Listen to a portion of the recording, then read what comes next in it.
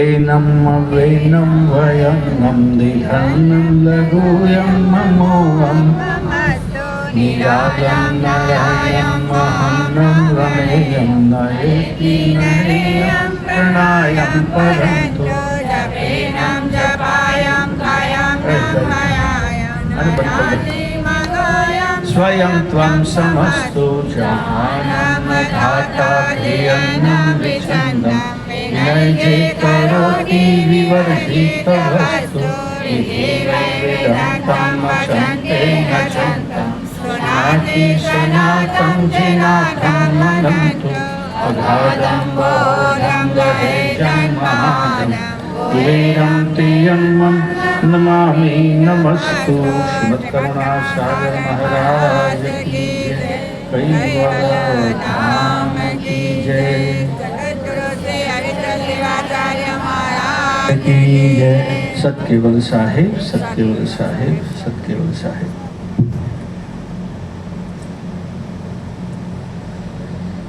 ઘણા વર્ષો પછી રાત્રિના કાર્યક્રમ નિમિત્તે ગાંગપુરમાં આવવાનો પ્રસંગ ઉપસ્થિત થયો છે. અમારા બેન અને એમનો પરિવાર જતીનભાઈ વગેરે એમની હાર્દિક ઉત્કંઠા અને બીજા બધા પણ અમારા ભક્તો. તો આજે મેં કહ્યું તેમ ઘણા વર્ષો પછી આવવાનું થયું, તો એ બધા વર્ષોનો તમે આજે હિસાબ કરી નાખ્યો.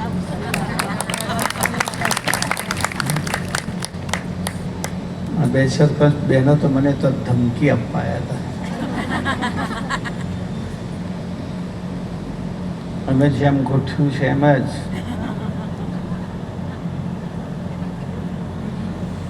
તમે કશું અમને કહેશો નહીં, એવું કહ્યું તું મને? હા, બોલો.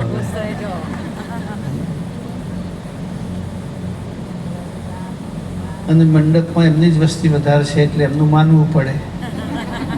ભાઈઓ, તમારે ક્યારની ઈચ્છા થાય કે સામે ઊભા છે કેટરિંગવાળા છે કે મંડપવાળા છે કે કેમ ઊભા છે? શ્રોતા હોય તો અહીં બેસી જાઓ ને પેલા. હે, આ તો સત્સંગ સભા કહેવાય. સત્સંગ સભાની મર્યાદા આપણે સાચવવી પડે. ઊભા ચૂંટણી સભામાં જવાય, અહીંયા તો બેસવું પડે. તો તમે બધાએ બહુ જ ભવ્ય સ્વાગત કર્યું. દરેક ઘર આગળ સરસ રંગોળી પૂરી,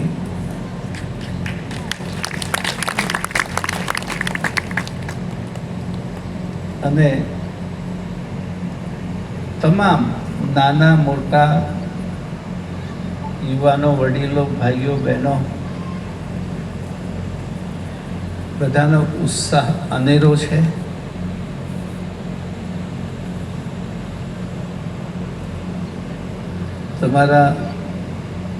તમારી સ્વાગત યાત્રા અને સભાથી મને ખૂબ આનંદ થયો.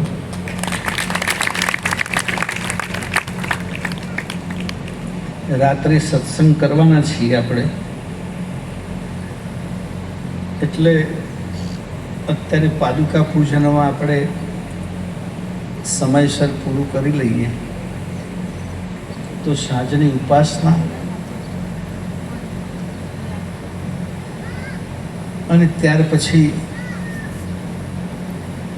આ બાજુ આ ભાઈઓ બેઠા છે વ્યવસ્થામાં, એ બાજુ પણ તમારે જવાનું છે એવું મને લાગે છે. એમ તારે ખરું એ વિડાસર પતાઈને પાછા સભામાં આપણે આવી જઈએ. એટલે અત્યારે તો બીજી કોઈ વાત વિશેષ કરતો નથી. પાદુકા પૂજનની મહત્તા પણ સાંજે પ્રવચનમાં સમજાય છે કે આપણી સંસ્કૃતિમાં પાદુકા પૂજન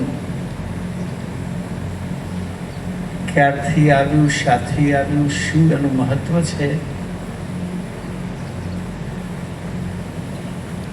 અત્યારે પ્રેમથી, શ્રદ્ધાથી, ભક્તિભાવથી પંચોપચાર પૂજન આપણે કરી લઈએ. તમારે સારું છે મારા ભાઈ, મંદિર ભલે અહીંયા છે પણ શંખ અહીંયા વાગે છે, ઘડીએ ઘડીએ વાગતો છે.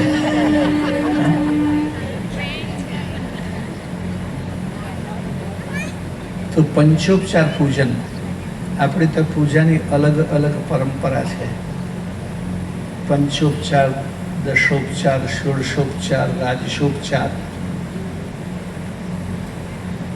પંચોપચાર 5 ઉપચારથી આપણે પૂજન કરીએ. જે ઊભા ઊભા પૂજન થઈ શકે, ઝડપી પૂજન થઈ શકે.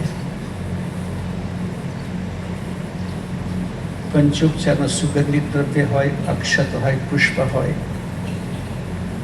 આરતી હોય, હૃદયનો આપણો ભાવ હોય. 5 ઉપચારથી આપણે પૂજન કરવાનું છે. અને આ પૂજનનો લાભ આપણે સપરિવાર લેવાનો છે. આપણી સંસ્કૃતિ તો કહે છે સહના ભવતુ સહનૌ ભુનક્તુ સહ વીર્યમ કરવા વહૈ. સાથે રહેવું, સાથે ભોજન કરવું અને સત્કર્મ પણ પરિવાર સાથે જ કરવા. એટલે જે નામ બોલાય એ પરિવારમાં અહીં બેઠેલા જેટલા સભ્યો હોય એટલા બધા જ અહીં આવે અને તમારી થાળીમાંથી તમે પરિવારના બધા સભ્યો સાથે પૂજન કરશો. આરતી આપણે સૌથી છેલ્લે કરીશું, ઉપાસના પછી જ એક સાથે સમૂહ આરતી. એટલે અત્યારે આપણે હમણાં પૂજાનો જ ક્રમ શરૂ કરીએ. બીજી બધી વાતો રાત્રે ચોક્કસ કરીશ. આમ હું પ્રવચન 1 કલાક કરતો હોઉં છું, પણ તમારી સંખ્યા સાંભળનારને રહેશે તો 1.5 કલાક કરીશું. દોડું એટલે કે જે પ્રમાણે તમે કાર્યક્રમને ભવ્યતા આપી છે તો સત્સંગ એને દિવ્યતા આપતો હોય છે. એટલે આપણે તો ભવ્ય અને દિવ્ય બંનેની કિંમત છે, બંનેનું મહત્વ છે.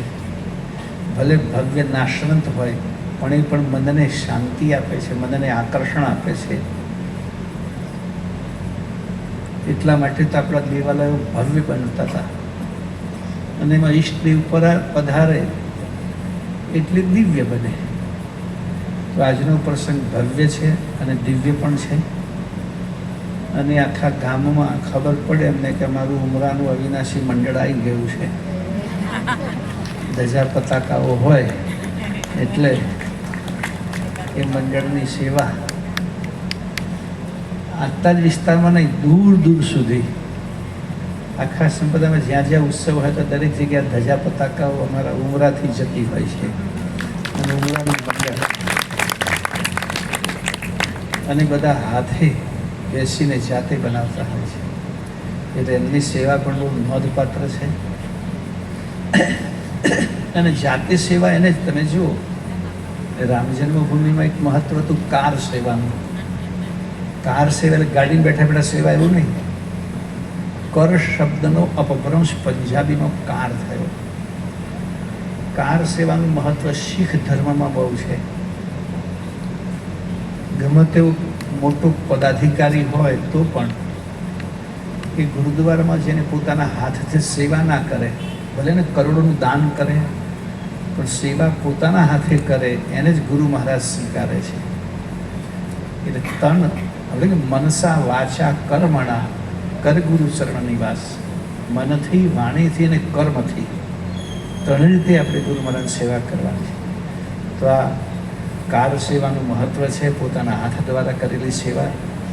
અને તમે બધાએ આ કામ કર્યું છે તો ફરીવાર તમને બધાને ખૂબ અભિનંદન, ખૂબ ખૂબ ધન્યવાદ. અને હવે આપણે પાદુકા પૂજનનો કાર્યક્રમ આગળ ચલાવીશું. સત્કેવલ સાહેબ શ્રીમદ કરુણા સાગર મહારાજ કી કૈવલ ધામ કી જગત ગુરુ શ્રી અવિચલ દેવાચાર્ય महाराज की આ કાર્યક્રમ में भव्य